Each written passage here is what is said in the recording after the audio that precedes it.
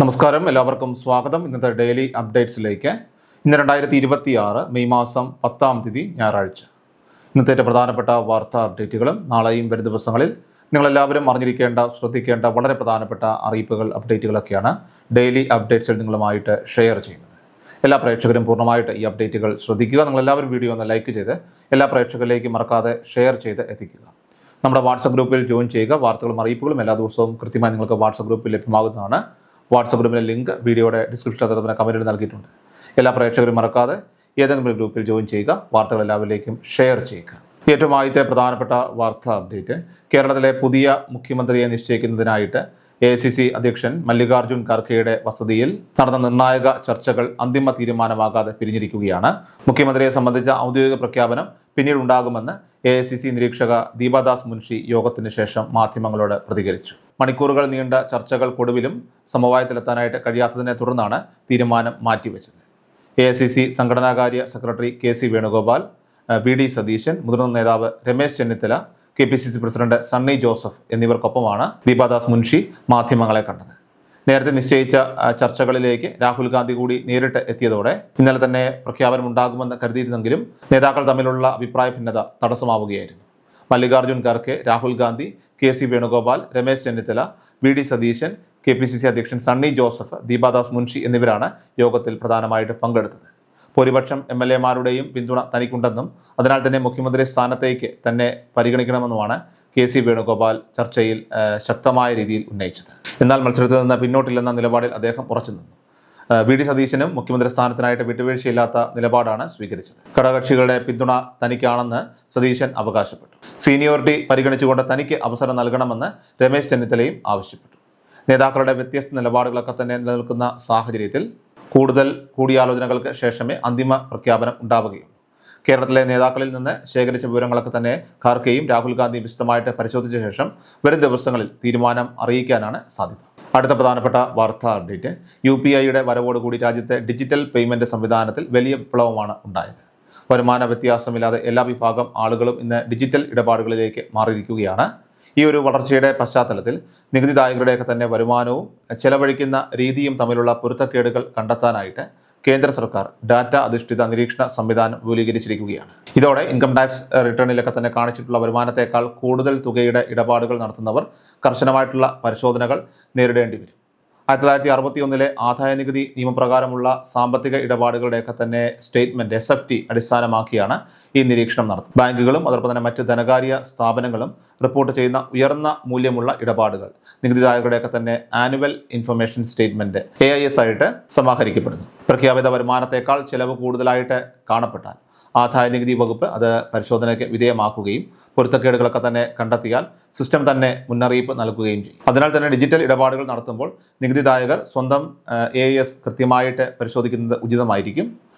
സമ്മാനങ്ങൾ, അതോടൊപ്പം തന്നെ വായ്പകൾ അല്ലെങ്കിൽ പഴയ സമ്പാദ്യങ്ങൾ എന്നിവ ഉപയോഗിച്ചാണ് വലിയ ചെലവുകൾ നടത്തുന്നതെങ്കിൽ അവ തെളിയിക്കുന്ന രേഖകൾ കൈവശം വെക്കുന്നത് അനാവശ്യമായ നികുതി നോട്ടീസുകളൊക്കെ തന്നെ ഒഴിവാക്കാനായിട്ട് നിങ്ങളെ സഹായിക്കും. അടുത്ത പ്രധാനപ്പെട്ട വാർത്താ അപ്ഡേറ്റ്, നമ്മുടെ സംസ്ഥാനത്തെ വിദ്യാസമൃദ്ധി സ്കോളർഷിപ്പ് പദ്ധതിയുടെ ഗുണഭോക്തൃ പട്ടികയിൽ ബെനിഫിഷ്യറി ലിസ്റ്റിൽ നിലവിലിപ്പോൾ പ്രസിദ്ധീകരിച്ചിട്ടുണ്ട്. മാർച്ച് മാസം മുതൽ തന്നെ അർഹരായിട്ടുള്ള വിദ്യാർത്ഥികളുടെ ബാങ്ക് അക്കൗണ്ടുകളിലേക്ക് തുക കൈമാറി തുടങ്ങിയിട്ടുണ്ട്. ഹൈസ്കൂൾ, ഹയർ സെക്കൻഡറി തലം മുതൽ ഡിഗ്രി, PG കോഴ്സുകൾ വരെയും അതിൽ തന്നെ പ്രൊഫഷണൽ, നോൺ പ്രൊഫഷണൽ കോഴ്സുകൾ എന്നിങ്ങനെ വിവിധ സ്ട്രീമുകളിലായിട്ട് നിരവധി സ്കോളർഷിപ്പുകളാണ് വിതരണം ചെയ്തിരിക്കുന്നത്. തുക അക്കൗണ്ടിലേക്ക് എത്തുമ്പോൾ ഫോണിൽ മെസ്സേജ് വരാത്തതോ ഇതല്ലെങ്കിൽ മറ്റ് സാങ്കേതിക തടസ്സങ്ങളോ കാരണം പലർക്കും തുക ലഭിച്ചോ എന്ന് പോലും ഉറപ്പില്ലാത്ത സാഹചര്യമുണ്ട്. ഇത്തരത്തിൽ സംശയമുള്ളവർക്ക് മുന്നോക്ക സമുദായ കോർപ്പറേഷൻ്റെ ഔദ്യോഗിക വെബ്സൈറ്റ് സന്ദർശിച്ചുകൊണ്ട് സ്റ്റാറ്റസ് കൃത്യമായി പരിശോധിക്കാവുന്നതാണ്. വെബ്സൈറ്റിലെ ബെനിഫിഷ്യറി സ്റ്റാറ്റസ് എന്ന ഓപ്ഷനിൽ 2025-26 സ്കീം തിരഞ്ഞെടുത്ത ശേഷം നിങ്ങൾ അപേക്ഷിച്ച വിഭാഗത്തിലെ ലിസ്റ്റ് ഡൗൺലോഡ് ചെയ്യുക. നിങ്ങളുടെ ആപ്ലിക്കേഷൻ ID ഉപയോഗിച്ച് ലിസ്റ്റിൽ പേരുണ്ടോ എന്ന് പരിശോധിക്കാം. ലിസ്റ്റിൽ പേരുണ്ടായിട്ടും തുക ലഭിച്ച കാര്യത്തിൽ ഉറപ്പില്ലാത്തവർ ബാങ്ക് സ്റ്റേറ്റ്മെൻറ്റ് കൂടി ഒന്ന് പരിശോധിക്കുക. ട്രഷറിയിൽ നിന്നും ഫണ്ട് ട്രാൻസ്ഫർ ആയതിനാൽ തന്നെ സ്റ്റേറ്റ്മെൻറ്റിൽ അത് കൃത്യമായി രേഖപ്പെടുത്തിയിട്ടുണ്ട്. അടുത്ത പ്രധാനപ്പെട്ട വാർത്താ അപ്ഡേറ്റ്, സംസ്ഥാനത്തെ ലക്ഷക്കണക്കിന് വീട്ടമ്മമാർക്കും അതോടൊപ്പം തന്നെ അമ്മമാർക്കും പ്രതിമാസം 1000 രൂപ വീതം ധനസഹായം ഉറപ്പാക്കുന്ന സ്ത്രീ സുരക്ഷാ വീട്ടമ്മ പെൻഷൻ പദ്ധതിയുടെ ഏറ്റവും പുതിയ അറിയിപ്പുകൾ, വിവരങ്ങളൊക്കെ തന്നെയാണ് ഇപ്പോൾ പുറത്തു വരുന്നത്. നിലവിൽ 16 ലക്ഷത്തോളം ഗുണഭോക്താക്കളുള്ള ഈ ഒരു പദ്ധതിയുടെ ഏപ്രിൽ മാസത്തിലെ ധനസഹായ വിതരണം നടക്കുന്നതിലൊക്കെ തന്നെ ചെറിയ തടസ്സങ്ങൾ നേരിട്ടു. തെരഞ്ഞെടുപ്പ് പശ്ചാത്തലത്തിലാണ് ഈ കുടിശ്ശിക ഉണ്ടായതെന്നാണ് കരുതപ്പെടുന്നത്. എങ്കിലും പുതിയ സർക്കാർ ഈ പദ്ധതി കൂടുതൽ കാര്യക്ഷമമായിട്ട് മുന്നോട്ട് കൊണ്ടുപോകുമെന്ന ആശ്വാസകരമായിട്ടുള്ള ഒരു അറിയിപ്പാണ് ഇപ്പോൾ നമുക്ക് ലഭിക്കുന്നത്. നിലവിൽ 35-നും 60-നും ഇടയിൽ പ്രായമുള്ള BPL, അതായത് AY BPL വിഭാഗത്തിൽപ്പെടുന്ന റേഷൻ കാർഡ് ഉടമകൾക്കാണ് അപേക്ഷിക്കാനായിട്ട് സാധിക്കുന്നതെങ്കിലും വരും ദിവസങ്ങളിൽ APL വിഭാഗക്കാരെ കൂടി ഇതിലേക്ക് ഉൾപ്പെടുത്തുന്നതും പെൻഷൻ തുക വർദ്ധിപ്പിക്കുന്നതും ഉൾപ്പെടെയുള്ള പരിഷ്കാരങ്ങളൊക്കെ തന്നെ സർക്കാർ പരിഗണിച്ചേക്കും. മുടങ്ങിയിട്ടുള്ള ഏപ്രിൽ മാസത്തിലെ ഗഡു ഈ ആഴ്ചയിലോ അടുത്ത ആഴ്ചയിലോ ആയിട്ട് വിതരണം ചെയ്യും. കൂടാതെ മെയ് മാസത്തെ ധനസഹായം ഈ മാസം അവസാനത്തോടെ തന്നെ അക്കൗണ്ടുകളിലേക്ക് എത്തുന്നതാണ്.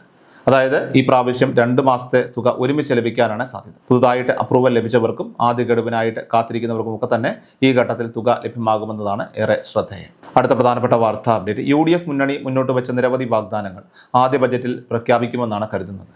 ക്ഷേമ പെൻഷൻ 5 വർഷം കൊണ്ട് 3000 രൂപയാക്കി വർദ്ധിപ്പിക്കുമെന്നത് മുന്നണിയുടെ പ്രധാന വാഗ്ദാനമാണ്. ഇതിന്റെ ഭാഗമായിട്ട് ഈ ബജറ്റിൽ തന്നെ കുറഞ്ഞത് 100 രൂപയുടെയെങ്കിലും ഒരു വർധനവ് ഉണ്ടായേക്കാം. അതേസമയം കടുത്ത സാമ്പത്തിക പ്രതിസന്ധിയും വലിയ കടബാധ്യതയും പുതിയ സർക്കാരിനെ സംബന്ധിച്ച് വലിയ വെല്ലുവിളിയാണ്. ഈ സാഹചര്യം പരിഗണിച്ച് പെൻഷൻ തുക 2000 രൂപയായിട്ട് ഏകീകരിച്ച് നൽകാനുള്ള സാധ്യതയും നിലനിൽക്കുന്നുണ്ട്. മാർച്ച്, ഏപ്രിൽ, മെയ് മാസങ്ങളിലെ പെൻഷൻ വിതരണത്തിനുള്ള ഉത്തരവ് നേരത്തെ തന്നെ ധനകാര്യ വകുപ്പിന്റെ ഭാഗത്തുനിന്ന് പുറത്തിറങ്ങിയതിനാൽ തന്നെ തുക തടസ്സമില്ലാതെ നിങ്ങളുടെ ബാങ്ക് അക്കൗണ്ടുകളിലും നേരിട്ടുമൊക്കെ തന്നെ കൈകളിലേക്ക് ഗുണഭോക്താക്കൾക്ക് എത്തുന്നതാണ്. LDF സർക്കാരിൻ്റെ കാലാവധി നിലനിൽക്കെ തന്നെ ഭൂരിപക്ഷം നഷ്ടപ്പെട്ടതിനെ തുടർന്നാണ് മുഖ്യമന്ത്രി പിണറായി വിജയൻ രാജി സമർപ്പിച്ചത്. പുതിയ സർക്കാർ അധികാരമേറ്റ ശേഷം മാത്രമേ പെൻഷൻ വിതരണ നടപടികളൊക്കെ തന്നെ പൂർത്തിയാവുകയുള്ളൂ. സാധാരണയായിട്ട് 25-ാം തീയതിയോടെയാണ് പെൻഷൻ നമുക്ക് ലഭിക്കാറുള്ളത്. അതിനു മുൻപ് തന്നെ സത്യപ്രതിജ്ഞാ ചടങ്ങുകളൊക്കെ തന്നെ നടക്കുമെന്നാണ് പുറത്തു വരുന്ന വിവരം. ഇതുപോലെ തന്നെ കെട്ടിട നിർമ്മാണ തൊഴിലാളി പെൻഷൻ ഉൾപ്പെടെയുള്ളവയിൽ വലിയ കുടിശ്ശികയാണ് ഇപ്പോൾ നിലവിലുള്ളത്. 18 മാസത്തെ കുടിശ്ശിക തീർക്കുമെന്ന് LDF സർക്കാർ പറഞ്ഞിരുന്നെങ്കിലും 5 മാസത്തെ തുക മാത്രമാണ് നൽകിയത്. നിലവിൽ 14 മാസത്തെ കുടിശ്ശിക ഇപ്പോഴും ബാക്കിയുണ്ട്. കൂടാതെ പ്രവാസി പെൻഷൻ, അതോടൊപ്പം തന്നെ ക്യാൻസർ രോഗികൾക്കുള്ള പെൻഷൻ എന്നിവയുമൊക്കെ തന്നെ മുടങ്ങിക്കിടക്കുകയാണ്. അപ്പോൾ ഈ ബാധ്യതകളെല്ലാം തന്നെ തീർക്കുക എന്നത് പുതിയ UDF സർക്കാരിന് മുന്നിലുള്ള ഏറ്റവും വലിയ ഒരു ദൗത്യമാണ്.